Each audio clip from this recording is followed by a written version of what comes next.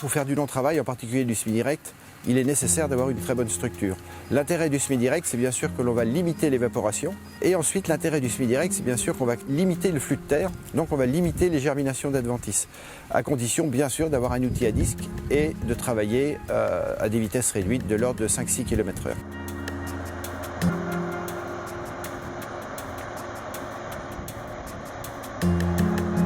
Ensuite, on a le strip-till. Alors le strip-till, c'est un outil adhérent qui va permettre de fissurer la ligne de semis à la profondeur choisie en fonction de l'état du sol, en fonction de l'état, l'état pédologique et l'état hydrique du sol. Généralement, les travaux se font entre 15 et 22 cm. Les avantages un peu du strip-till, c'est qu'on arrive dans une optique de culture simplifiée, ce qui permet de limiter l'utilisation d'intrants. Ça demande quand même une bonne réflexion dans toutes les rotations.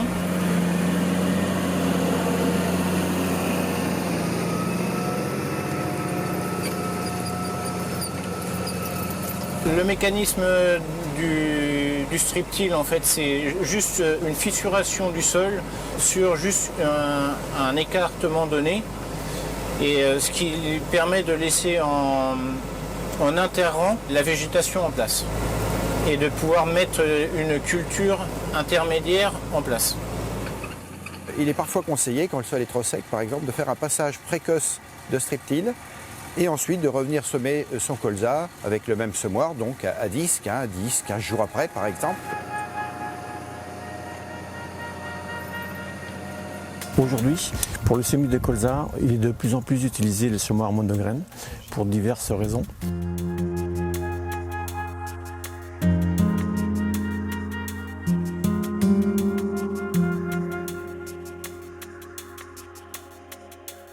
Avec le semoir monograine, en général on est sur des écartements plus importants qu'avec un semoir classique.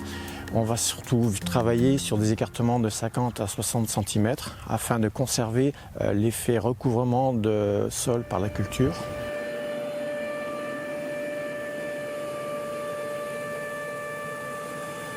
D'un point de vue densité de semis, comme on est en général sur une meilleure qualité de semis et une meilleure levée, on peut se permettre de diminuer les densités. Et là, on va travailler sur des densités entre 20 et 25 grains mètre carré.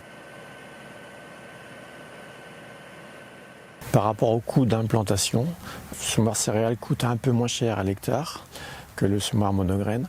Par contre, du fait qu'avec le semoir monograine, on utilise moins de semences hectares, on arrive finalement à un coût à peu près identique entre les deux types de semoirs.